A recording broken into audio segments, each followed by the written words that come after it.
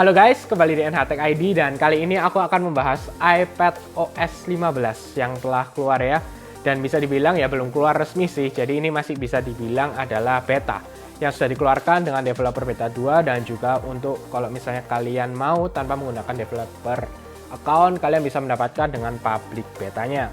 Dan aku ingin sedikit membahas untuk iPad Pro M1 ini aku sudah gunakan ya. Dan memang iPad Pro M1 tidak jauh berbeda atau bisa dibilang tidak beda yang aku rasakan ketika aku menggunakan iPad Pro 2020ku ke iPad Pro M1 yang bisa dibilang ini adalah tablet super cepat, super gila yang diberikan oleh Apple dengan M1 chip di dalamnya yang bisa mendapatkan sampai 8GB RAM atau maksimalnya 16GB RAM jika membeli yang 1TB ke atas.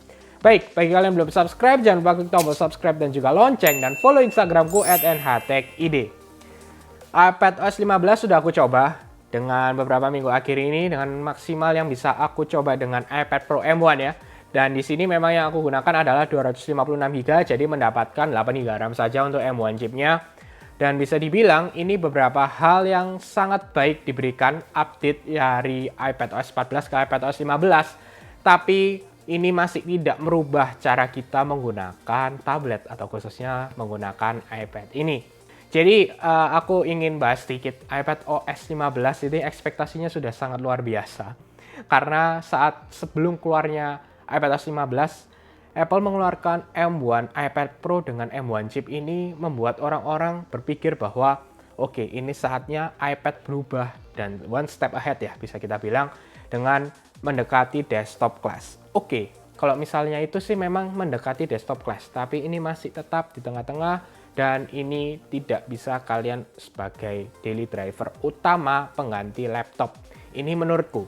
Kecuali ada beberapa hal lain nanti kita akan bahas di akhir video ini yang ada dari iPad OS 15. Yang pertama yang bisa kalian rasakan perbedaannya nanti jika kalian menggunakan iPad OS 15 yang akan keluar adalah widget dan app library yang sudah keluar di iOS 14 tahun lalu akhirnya hadir full ke iPad OS 15. Jadi kalau aku sendiri sih ya, kalau misalnya untuk homepage-nya kalian bisa lihat ini benar-benar full semua widget sih. Nanti pasti banyak dari kalian juga akan melakukan hal yang sama mungkin ya. Dengan full widget, kalian bisa menggunakan dan obrak-abrik semua home screen kalian dengan widget di iPad OS 15 ini. Kapanpun kalian mau membuka app library, kalian bisa mengklik di paling bawah kanan, yaitu ada icon khusus untuk app library yang bisa diberikan sama seperti yang ada di iOS 14 yang telah keluar. Selain itu, hanya ada perubahan-perubahan kecil sih menurutku dan untuk kalian yang bukan bisa dibilang tech geek, mungkin tidak terlalu memperhatikan hal tersebut. Lalu untuk program-program yang maksimal yang bisa orang-orang expect, yang pertama adalah Final Cut Pro. Lalu juga ada untuk Xcode yang bisa digunakan maksimal di iPad, tentunya tidak hadir ya. Jadi memang untuk coding sedikit lebih baiklah diberikan. Tapi kalau untuk Final Cut Pro dan lain-lain, kalian masih harus menggunakan software yang lain. Jadi multitaskingnya masih sama. Yang pertama adalah adanya split screen, kalian bisa membuka dua app untuk besar ya di iPad kalian. Lalu adanya split screen yang bisa kalian buka dari samping, biasanya kanan saja, tapi kalian sekarang bisa menggunakan untuk bagian kiri juga, terserah kalian mau pilih mana. Lalu ada satu window lagi yang bisa kalian buka adalah Quick Notes. Jadi memang di sini diberikan sangat-sangat baik karena kalau untuk Quick Notes ini yang bisa kita benar-benar fokuskan adalah karena kita bisa ambil note kapanpun yang kita mau. Jadi contoh misalnya buka Twitter, lalu misalnya kalian mau copy linknya ini, kalian bisa langsung buka Quick Note dari paling bawah kanan, keluarkan ke atas, copy link dari Twitter itu langsung drag and drop saja ke Quick Notes. Sangat-sangat mudah dan ini bisa dibilang sangat-sangat membantu juga untuk pengguna yang suka ngambil notes di iPad mereka. Lalu untuk yang lain-lain adalah untuk picture-in-picture masih tetap. Jadi kalau kalian masih menghitung itu ya bisa dibilang bisa ada 5 window ya. Jadi tetap akan berjalan seperti biasanya, hanya saja yang sangat berbeda adalah adanya 3 dot di paling atas di setiap window yang kalian buka. Jadi untuk 3 dot ini kalian bisa pilih antara kalian mau benar-benar full screen atau hanya separuh aja ataupun kalian hanya mau di slide di bagian samping kanan atau samping kiri. Ada pilihannya yang menurutku ini adalah sangat-sangat baik karena dengan ini bisa memudahkan kita untuk memilih mengganti multitasking yang kita inginkan. Lalu juga untuk multitasking ini kalian bisa geser-geser langsung ketika mau lakukan multitasking ya. Jadi ketika ada dua app yang berbeda, kalian bisa langsung drag and drop aja. Dari misalnya Twitter dan beberapa app lain, kalian langsung bisa taruh sebelahnya Twitter tanpa harus klik 3 dot atau sebelumnya kalian harus drag dari paling bawah yang ada dari home screen, baru kalian buka ke Windows sebelah aplikasi yang lain. Lalu ada tambahan sedikit, jadi untuk Safari misalnya, contoh kalian membuka Windows Safari itu lebih dari satu.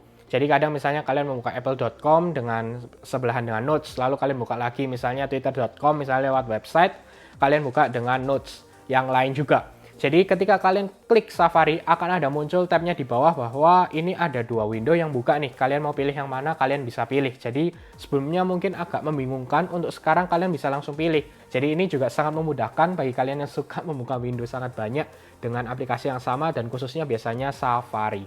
Tapi overall sih tidak jauh berbeda ya Safari-nya dibandingkan kalau kalian bandingkan dengan iOS 15 yang sedikit ada perubahan yang menurutku perlu orang membiasakan menggunakan Safari yang baru di iOS 15. Lalu untuk hal-hal lain yang kecil-kecil menurutku, contohnya untuk misalnya kalian menggunakan AirPods Pro, kan kalian misalnya mau menggunakan spatial audio, sekarang di iPadOS 15 dan juga nanti iOS 15 akan adanya head tracking. Jadi ketika geser-geser kepala kalian akan menyesuaikan dan memberikan pilihan apakah kalian mau mengikuti itu sesuai suara dari HP atau iPad kalian atau tidak. Lalu yang mungkin perlu aku mention adalah ini dengan kameranya bisa kalian ngambil tulisan, lalu juga untuk foto, mengetrack ini apa, dan itu semuanya bekerja di dalam iPad tersebut, tidak seperti Google Lens. Yang Google Lens harus kayak seperti upload ya, jadi kalian harus butuh internet. Kalau ini tidak butuh internet, kalian bisa ngetrack untuk tulisannya, kalian copy paste seenak kalian, itu sangat-sangat mudah.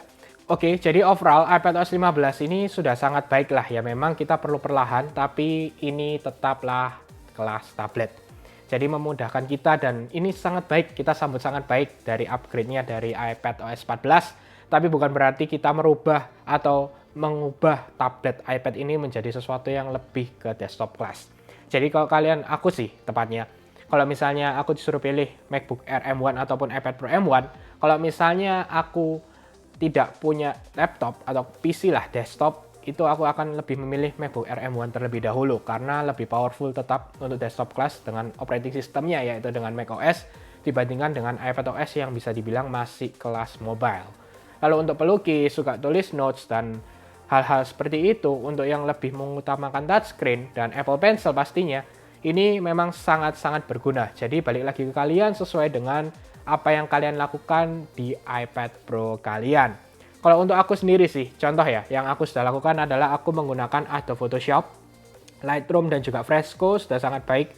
Memang kelasnya sedikit beda dengan yang ada di Mac, tapi tetap sudah memberikan yang terbaik di kelas tablet. Lalu Microsoft Office, Microsoft Teams, Microsoft OneDrive, dan semuanya yang sudah aku gunakan di sini sangat-sangat nyaman. Memang sedikit yang aku ingin mention adalah untuk OneDrive-nya pasti beda, karena lebih fluent atau lebih smooth ketika kita menggunakan OneDrive yang ada di Mac dibandingkan yang ada di iPadOS. Jadi masih ada glitch-glitch yang muncul dan menurutku bukan masalah iPadOS-nya, tapi dengan di kelas iPad sedikit berbeda. Tenang saja, iPadOS 15 tidak hanya untuk iPad Pro M1 ya. Jadi untuk semua iPad, beberapa iPad yang pastinya dari Apple kurang lebih 4-5 tahun yang lalu masih bisa digunakan dan mendapatkan iPadOS 15 dengan maksimal yang ada fitur-fiturnya tergantung dari versi iPad kalian. Tapi kalau untuk yang baru-baru biasanya dengan A12 ke atas biasanya akan memberikan yang maksimal karena baru terpaut sekitar 2-3 tahun tetap akan memberikan semua fitur-fitur tersebut. Baik, itu aja sih yang sudah aku coba ya iPadOS 15 yang ingin aku share ke kalian juga.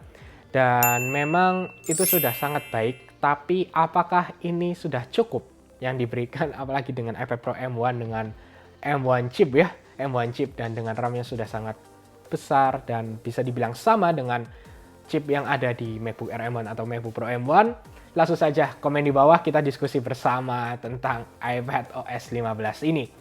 Oke, semoga kalian suka dengan video ini. Jangan lupa untuk share, like, subscribe, dan sampai ketemu di video selanjutnya.